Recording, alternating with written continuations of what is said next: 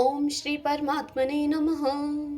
ओम नमो भगवते वासुदेवाय। आज श्रीमद् भागवत महापुराण पंचम स्कंद के अध्याय 15 और 16 की पावन कथा में हम सुन रहे हैं आज भरत के वंश का वर्णन और इसी के साथ भुवन कोश का वर्णन। ओम श्री कृष्णाय नमो नमः।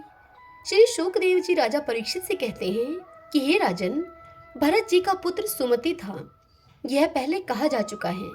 उसने ऋषभ देव जी के मार्ग का अनुसरण किया, इसलिए कलयुग में बहुत से पाखंडी अनार्य पुरुष अपनी दुष्ट बुद्धि से वेद विरुद्ध कल्पना करके उसे देवता मानेंगे।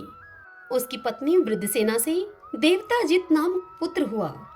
देवताजित के असुरी के गर्भ से देवधुमन के धेनुमति से परमेष्टि और उसके सुवर्चला के गर्भ से प्रत्यह नाम का पुत्र हुआ।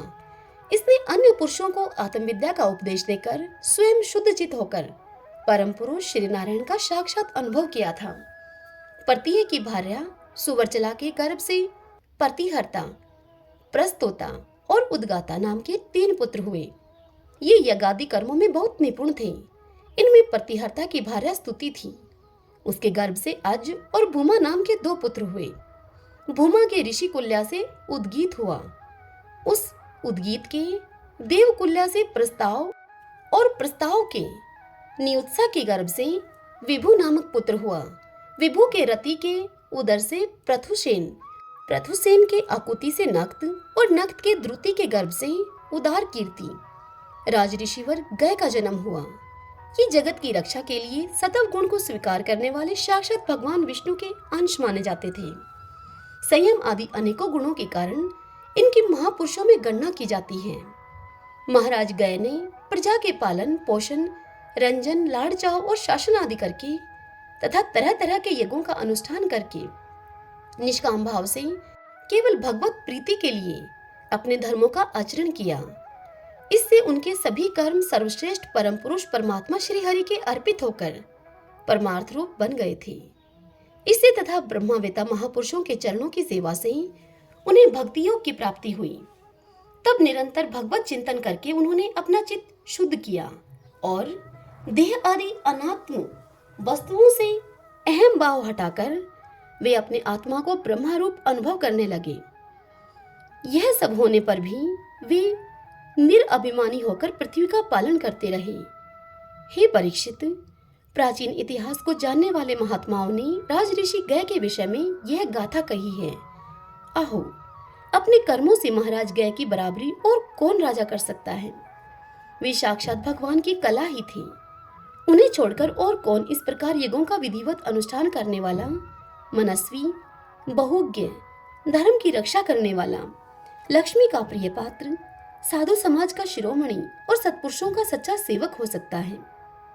सत्य संकल्प वाली परम साध्वी श्रद्धा, मैत्री और दया आदि दक्ष कन्याओं ने गंगा आदि नदियों के सहित बड़ी प्रसन्नता से उनका अभिषेक किया था तथा उनकी इच्छा न होने पर भी वसुंधरा ने गौ जिस प्रकार बछड़े के स्नेह से पिन्हाकर दूध देती है, ठीक उसी प्रकार उनके गुणों पर रिझकर प्रजा को धन रत्न आदि सभी अभिष्ट पदार्थ दिए थे। उन्हें कोई कामना न थी। तब भी वेदोक्त कर्मों ने उनको सब प्रकार के भोग दिए। राजाओं ने युद्ध स्थल में उनके बाणों से सत्कृत होकर नाना प्रकार की भेंटें दी और ब्राह्मणों ने दक्षिणा आदि धर्म से संतुष्ट होकर उन्हें परलोक में मिलने वाले अपने धर्म फल का छठा अंश दिया। उनके यज्ञ में बहुत अधिक सोमपान करने से इंद्र उन्मत्त हो गए थे तथा उनके अत्यंत श्रद्धा और विशुद्ध और निश्चल भक्ति भाव से समर्पित किए हुए यज्ञ फल को भगवान यज्ञ पुरुष ने साक्षात प्रकट होकर ग्रहण किया था। जिनके तृप्त होने से ब्रह्मा जी से लेकर देवता, मनुष्य, पशु पक्षी, वृक्ष एवं तृण पर्यंत सभी जीव तत्काल तृप्त हो जाते हैं, वे विश्वात्मा श्री हरि नित्य तृप्त होकर भी राज ऋषि गय के यज्ञ में तृप्त हो गए थे। इसलिए उनकी बराबरी कोई दूसरा व्यक्ति कैसे कर सकता है। महाराज गय के गयंती के गर्भ से चित्ररथ, सुगति और अवरोधन नामक 3 पुत्र हुए। उनमें चित्ररथ की पत्नी उर्णा से सम्राट का जन्म हुआ। सम्राट के उत्कला से मरीचि और मरीचि के बिंदुमती से बिंदुमान नामक पुत्र हुआ। उसके सरगा से मधु मधु के सुमना से वीरवर्त और वीरवर्त के भोजा से मंथु और परमंथु नामक के 2 पुत्र हुए।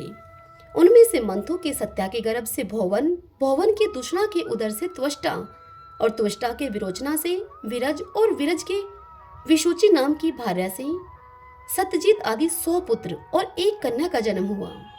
विरज के विषय में यह श्लोक प्रसिद्ध है कि जिस प्रकार भगवान विष्णु देवताओं की शोभा को बढ़ाते हैं, ठीक उसी प्रकार इस प्रियव्रत वंश को इसमें सबसे पीछे उत्पन्न हुए राजा विरज ने अपने सुयश से विभूषित किया था। ओम नमो नारायण, ओम नमो नारायण। राजा परीक्षित ने कहा, हे मुनिवर, जहाँ तक सूर्य का प्रकाश है और जहाँ तक तारागण के स्थित चंद्रदेव दिख पड़ते हैं, वहां तक आपने भूमंडल का विस्तार बतलाया है।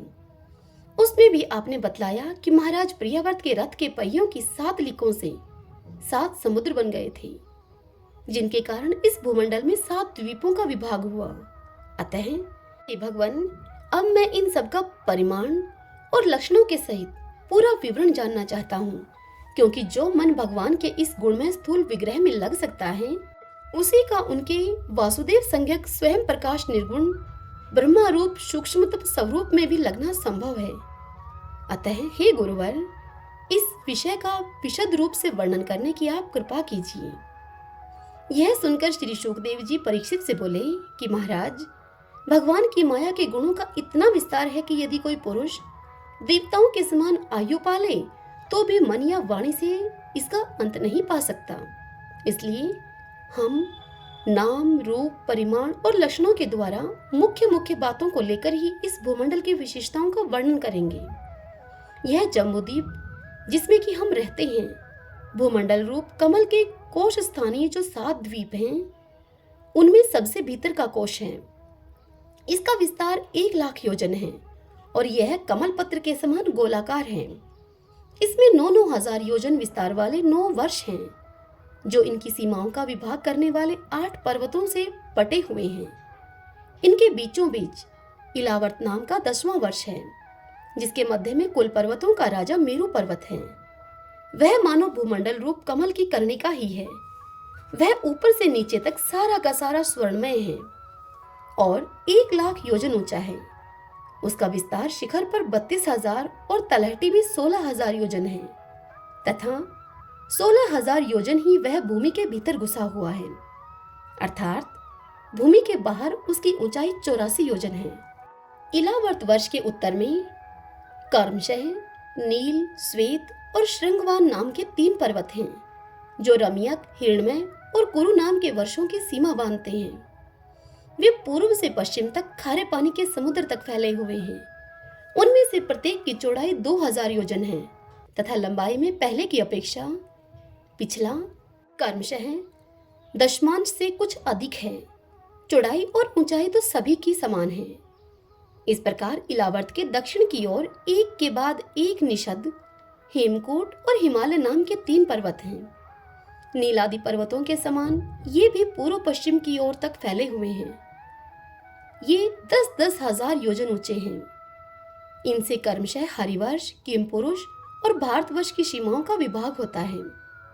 इलावर्त के पूर्व और पश्चिम की ओर उत्तर में नील पर्वत और दक्षिण में निषद पर्वत तक फैले हुए गंधमादन और माल्यवान नाम के 2 पर्वत हैं। इनकी चौड़ाई 2-2 हजार योजन है तथा ये भद्राश्व एवं केतुमाल नामक 2 वर्षों की सीमा निश्चित करते हैं।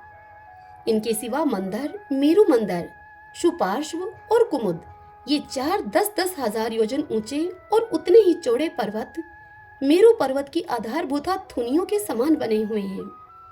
इन चारों के ऊपर इनकी ध्वजाओं के समान कर्मशः आम, जामुन, कदम्ब और बड़ के 4 पेड़ हैं। इनमें से प्रत्येक 1100 योजन ऊंचा है और इतनी ही इनकी शाखाओं का विस्तार है। इनकी मोटाई 100 योजन तक है। हे भरत श्रेष्ठ, इन पर्वतों पर 4 सरोवर भी हैं, जो कर्मशः दूध, मधु, ईख के रस और मीठे जल से भरे हुए हैं। इनका सेवन करने वाले यक्ष, किन्नर आदि उपदेवों को स्वभाव से ही योग्य सिद्धियां प्राप्त हैं। इन पर कर्मशः नंदन, चत्ररथ व भ्राजक और सर्वोत्तरभद्र नाम के 4 दिव्य उपवन भी हैं।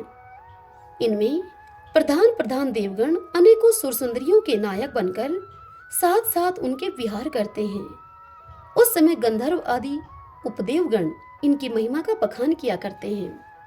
मंदराचल की गोद में जो 1100 योजन ऊंचा देवताओं का आम का वृक्ष है, उससे गिरि शिखर के समान बड़े बड़े और अमृत के समान स्वादिष्ट फल गिरते हैं। वे जब फटते हैं तब उनसे बड़ा सुगंधित और मीठा लाल लाल रस बहने लगता है। वही अरुणोदा नामक नदी में परिणित हो जाता है। यह नदी मंदराचल के शिखर से गिरकर अपने जल से इलावर्त वर्ष के पूर्वी भाग को सींचती है। श्री पार्वती जी की अनुचरी यक्ष पत्नियां इस जल का सेवन करती हैं। इससे उनके अंगों से ऐसी सुगंध निकलती है कि उन्हें स्पर्श करके बहने वाली वायु उनके चारों ओर 10-10 योजन तक सारे देश को सुगंध से भर देती है। इसी प्रकार जामुन के वृक्ष से हाथी के समान बड़े बड़े प्रायः बिना गुठली के फल गिरते हैं। बहुत ऊंचे से गिरने के कारण वे फट जाते हैं। उनके रस से जम्बू नाम की नदी प्रकट होती है, जो मेरु मंदर पर्वत के 10,000 योजन ऊंचे शिखर से गिरकर इलावर्त के दक्षिण भूभाग को सींचती है। उस नदी के दोनों किनारों की मिट्टी उस रस से भीगकर जब वायु और सूर्य के संयोग से सूख जाती है, तब वही देवलोक को विभूषित करने वाला जम्बू नद नाम का सोना बन जाती है। इसे देवता और गंधर्वादी अपनी तरणी स्त्रियों के सहित मुकुट, कंकण और करदनी आदि आभूषणों के रूप में धारण करते हैं। सुपार्श्व पर्वत पर जो विशाल कदम वृक्ष है, उसके 5 कोटरों से मधु की 5 धाराएं निकलती हैं। उनकी मोटाई 5 पुर से जितनी है। ये सुपार्श्व के शिखर से गिरकर इलावर्त वर्ष के पश्चिम भाग को अपनी सुगंध से स्वासित करती हैं। जो लोग इनका मधुपान करते हैं, उनके मुख से निकली हुई वायु अपने चारों ओर 100-100 योजन तक इसकी महक फैला देती है। इसी प्रकार कुमुद पर्वत पर जो शतवलश नाम का वट का वृक्ष है, उस वृक्ष की जटाओं से नीचे की ओर बहने वाले अनेक नद निकलते हैं। वे सब इच्छा अनुसार भोग देने वाले हैं। उनसे दूध, दही, मधु, घृत, गुड़, अन्न, वस्त्र, शैया, आसन और आभूषण आदि सभी पदार्थ मिल सकते हैं। ये सब कुमुद के शिखर से गिरकर इलावर्त के उत्तरी भाग को सींचते हैं। इनके दिए हुए पदार्थों का उपभोग करने से वहां की प्रजा की त्वचा में झुर्रियां पड़ जाना, बाल पक जाना, थकान होना, शरीर में पसीना आना तथा दुर्गंध निकलना, बुढ़ापा, रोग, मृत्यु, सर्दी गर्मी की पीड़ा, शरीर का कांतिहीन हो जाना और अंगों का टूटना आदि कष्ट कभी नहीं सताते और उन्हें जीवन पर्यंत पूरा पूरा सुख प्राप्त होता है। हे राजन, कमल की कर्णिकाओं के चारों ओर जैसे केसर होता है, ठीक उसी प्रकार मेरु के मूल देश में उसके चारों ओर कुरंग, कुरर, कुसुम, वैंकंक, त्रिकूट, शिशिर, पतंग, रोचक, निषद, श्रीनिवास, कपिल, शंख, वैदुर्य, जारुधि, हंस, ऋषभ, नाग, कालंजर और नारद आदि 20 पर्वत और हैं। इनके सिवा मेरु के पूर्व की ओर जठर और देवकोट नाम के 2 पर्वत हैं, जो 18-18 हजार योजन लंबे और 2-2 हजार योजन चौड़े और ऊंचे हैं। इसी प्रकार पश्चिम की ओर पवन और पारियात्र, दक्षिण की ओर कैलाश और करवीर तथा उत्तर की ओर त्रिशृंग और मकर नाम के 2 पर्वत हैं। इन 8 पहाड़ों से चारों ओर से घिरा हुआ स्वर्णगिरी मेरु अग्नि के समान जगमगाता रहता है। कहते हैं कि मेरु के शिखर पर बीचों बीच भगवान ब्रह्मा जी की स्वर्णमयी पुरी है, जो कि आकार में समचौरस तथा करोड़ योजन विस्तार वाली है। उसके नीचे पूर्ववादी 8 दिशा और उप दिशाओं में उनके अधिपति इंद्र आदि 8 लोकपालों की 8 पुरियां हैं। वे अपने अपने स्वामी के अनुरूप उन्हीं दिशाओं में हैं और परिमाण में ब्रह्मा जी की पुरी से चौथाई हैं। हरि ओम तत्सत। ओम नमो नारायण। ओम नमो नारायण। भगतजनों, आज की यह कथा यहीं समाप्त हुई। कल की कथा में हम सुनेंगे गंगा जी का विवरण और भगवान शंकर कृत संकर्षण देव की स्तुति। कल के दिन हम इस पावन कथा का रसपान करेंगे। आपको यह कथाएं कैसी लग रही हैं, वीडियो को लाइक करके और कमेंट करके जरूर बताइएगा। हरे कृष्णा।